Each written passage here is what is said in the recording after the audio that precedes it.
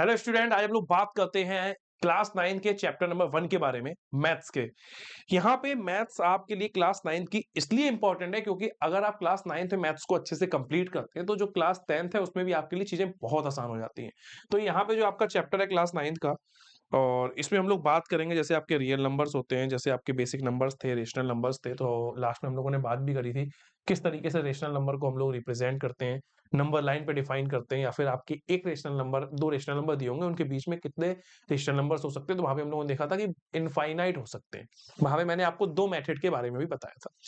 आज हम लोग बात करने वाले decimal representation of rational number कि डेसिमल रिप्रेजेंटेशन रेशनल नंबर का क्या होता है। देखो, अगर हम लोग सिर्फ डेसिमल की बात करें तो हम लोग क्लास 6, 7, 8 से पढ़ते हुए आ रहे हैं। डेसिमल क्या होता है कि सर ये कोई वैल्यू लिखी, उसमें पॉइंट जो है डेसिमल लगा हुआ है। अगर इस तरीके से लिखा है 27.46 तो ये आपका डेसिमल है। ये 27 जो आपका यहाँ पे पार्ट है वो आपका होल पार्ट होता है, बाकी ये आपका डेसिमल पार्ट होता है, और ये आपका डेसिमल नंबर होता है।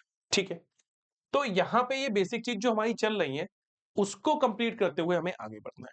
साथ ही साथ अगर मैं आपसे कहूं कि यहाँ पे जो डेसिमल रिप्रेजेंटेशन है उसमें दो तरह के रिप्रेजेंटेशन होते हैं, एक होता है टर्मिनेटिंग, एक होता है नॉन टर्मिनेटिंग।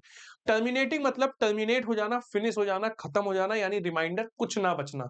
तो आप बोलोगे, उसको हम इस तरीके से समझ सकते हैं, टर्मिनेटिंग डेसिमल यानी a decimal that ends after a finite number of digit is called a terminating decimal. जैसे अगर मान लो मैंने कोई वैल्यू लिखी 1/2, एक बेसिक सिंपल सा एग्जांपल लेके चलना है, तो आप बोलोगे इसका मतलब ये इसका रिजल्ट आता है 0.5, यानी टर्मिनेट हो जाती है वैल्यू।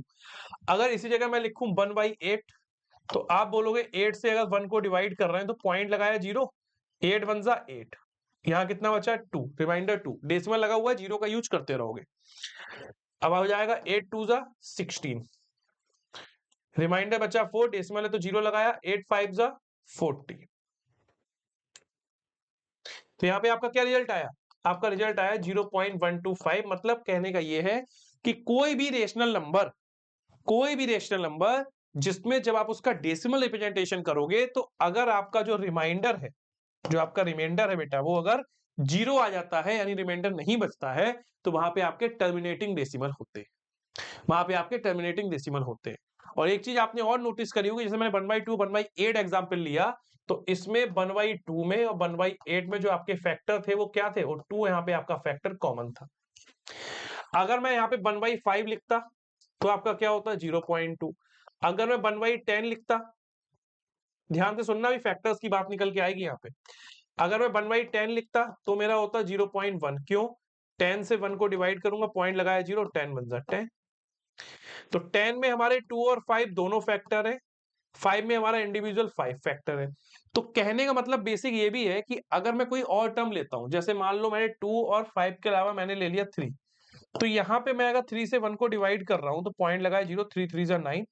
यहाँ पे मेरा रिमाइंडर क्या है? यहाँ पे मेरा रिमाइंडर नॉट इक्वल टू 0 है। तो इसका मतलब ये है कि अगर हम रेशनल नंबर का डिनोमिनेटर देखें और डिनोमिनेटर में अगर 2 और 5 फैक्टर मिलता है, तो हम सिर्फ देख के भी ये बता सकते हैं कि ये टर्मिनेटिंग वैल्यू है, नॉन टर्मिनेटिंग वैल्यू है। हमें पूरी सॉल्व करने की नीड नहीं पड़ेगी, हमें पूरी सॉल्व करने की नीड नहीं होगी। ठीक है, बेसिक क्लियर हो गया। आगे बढ़ते हैं, इसके एग्जाम्पल देखते हैं। जैसे 1/4 0.25 है, कैसे आता है वो भी समझो। 1/4 कैसे आएगा? 4 से 1 को डिवाइड करोगे, पॉइंट लगाया 0। ठीक है, 4 2 जा 8, 10 - 8 हुआ 2, पॉइंट है तो 0 लगाया, 4 5 जा 20, कैंसिल आउट। सेकेंड, 5/8 है, 8 से 5 को डिवाइड करोगे, पॉइंट लगाया 0, क्योंकि 8 से तो 5 को डिवाइड कर नहीं पाओगे। 8 6 जा 48, 10 - 8 2, दशमलव लगा हुआ है, 0 लगा लिया। 8 2 जा 16, 10 - 6 4 0, 8 5 जा 40। ठीक है, अब यहाँ पे क्या करोगे, ये सब वैल्यू आपकी कैसी हो रही है? टर्मिनेटिंग वैल्यू हो रही है, क्योंकि यहाँ पे अगर आप ध्यान से देखोगे, जो रिमाइंडर है बेटा, वो इक्वल टू, जो रिमाइंडर है आपका इक्वल टू 0 जा रहा है। नेक्स्ट, थर्ड वाला 2 होल 3/5, तो ये आपका मिक्स फ्रैक्शन दे रखा है। पहले आप इसको इम्प्रॉपर फ्रैक्शन में कन्वर्ट करोगे, 5 × 2 + 3/5, यानी 10 + 3 13/5। और जब 5 से आप 13 को डिवाइड करोगे, 5 2 जा 10, 3 पॉइंट लगाया 0 बढ़ाया, 5 6 जा 30। यहाँ पे भी आपका रिमाइंडर 0 आ गया। तो आपने एक चीज यहाँ भी नोटिस करी होगी चाहे आपका 1/4 हो, यहाँ भी आपका 2 इंटू 2 है, 8 हो, ये भी आपका 2 इंटू 2 इंटू 2 है, और चाहे 5 हो, यहाँ भी आपका 5 फैक्टर है। तो मोस्टली आप यहाँ से ये चीजें देख सकते हो कि अगर हमारे पास जो रेशनल नंबर्स हैं उसमें बेटा क्या है, उस रेशनल नंबर्स में जो डिनोमिनेटर है उसके फैक्टर अगर 2 और 5 के फॉर्म में है तो वो वैल्यू आपकी टर्मिनेट होगी। ठीक है, तो अगर डिनोमिनेटर में सीधे 2 और 5 का फैक्टर दिख जाए या 2 दिख जाए या 5 दिख जाए, उसको आप क्या कर दोगे, टर्मिनेट कर दोगे। ठीक है, ये एग्जाम्पल नोट कर लो। Next important rule, a rational number of p upon q is expressed as a terminating decimal only when prime factors of q are 2 and 5। जैसे p upon q की जगह हम कोई भी ले लें, हमने ले लिया 1 upon 50, तो ये भी हमें पता चल जाएगा कि 1 upon 5 into 10, या हम उसको लिख सकते हैं 5 into 2 into 5। तो जो हमारा q है वो हमारे 5 और 2 के प्राइम फैक्टर्स में ही रहेगा। Example, each one of the numbers 1/2, 3/4, 7/20, 13/25 is a terminating decimal denominator of each number prime factor other than 2 and 5। अगर 2 और 5 के other than होंगे तो वो terminating नहीं होगा। आप किसी को भी चेक कर सकते हो, जैसे मान लो आपने 20 लिया, अब 20 से अगर आप 7 को डिवाइड कर रहे हो, पॉइंट लगाया, जीरो बढ़ाया, 23 या 60, कितना हुआ 10, पॉइंट लगा हुआ है, जीरो बढ़ाया, 25 या 100, कैंसिल आउट, रिमाइंडर यानी जीरो। तो अगर आपका डिनोमिनेटर में, फिर बता रहा हूं मैं, ध्यान से सुन लो, अगर आपके डिनोमिनेटर के जो वैल्यू है उसके अगर आप प्राइम फैक्टर देख रहे हो, तो प्राइम फैक्टर अगर 2 और 5 आ रहे हैं, या 2 और 5, 2 या 5 में से कोई भी आ रहा है, तो वो आपकी वैल्यू क्या हो जाएगी, टर्मिनेटिंग वैल्यू चली जाएगी। ठीक है, नोट करें। Next, without actual division find which of the following rational numbers are terminating decimal. अब तो आप देख के बता सकते हो, अब तो आप देख के बता सकते हो कि एक्चुअल डिवीजन नहीं करना है हमें, तब भी हम बता सकते हैं टर्मिनेट होगा नहीं होगा। क्यों, 5/32 को क्या लिख सकते हो, 2 इंटू 2 इंटू 2 इंटू 2 इंटू 2, तो यही तो लिखोगे भाई, 2 2 जा 4, 2 जा 8, 2 जा 16, 2 जा 32, यानी ये जो वैल्यू बनेगी 5/2 की पावर 5, यानी 2 का फैक्टर है, तो इसको हम क्या बोलेंगे, टर्मिनेटिंग वैल्यू, टर्मी, इसको ऐसे लिखो।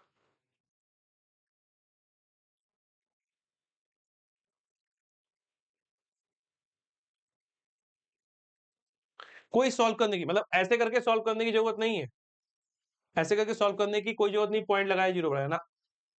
सेकंड, 11/24, 24 में क्या होगा, 3 इंटू 8, तो 8 में तो 2 का फैक्टर निकल आएगा, बट यहाँ 3 का फैक्टर काम नहीं करेगा, 3 का फैक्टर काम नहीं करेगा, क्योंकि हमारे पास क्या होना चाहिए, या तो 2 हो या 5 हो, या फिर 2 और 5 दोनों, कोई दिक्कत नहीं। इसके अलावा तीनों में से कोई और कंडीशन है तो हमारा काम खराब कर देगी, टर्मिनेटिंग नहीं बनने देगी। तो यहाँ पे आप बोल दोगे, क्योंकि यहाँ पे 3 भी फैक्टर है, तो आपका 11/24 इज नॉट अ टर्मिनेटिंग।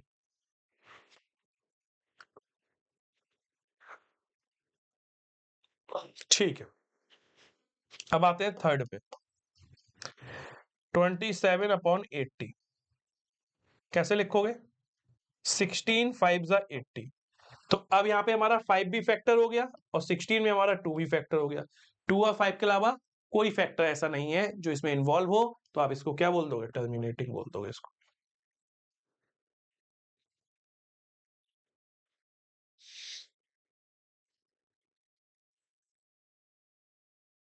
ठीक है, नेक्स्ट, आप कोई भी क्लास के लिए, मतलब 9th के लिए अगर मैं बोलूं, सॉरी, कोई भी चैप्टर के लिए बोल सकते हैं, कोई भी चैप्टर्स के लिए, क्लास 9 में कोई भी चैप्टर के नोट्स, पीडीएफ, डाउट्स कुछ भी अगर आपको पूछना है तो इस टेलीग्राम चैनल से अपने डाउट्स को पूछ सकते हैं। और साथ ही साथ ये जो आपका Veda academy class 9th and YouTube channel, यहाँ पे आपकी फ्री क्लासेस मिलती रहेंगी।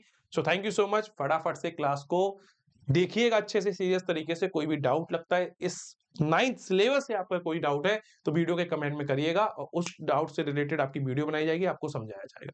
Thank you so much.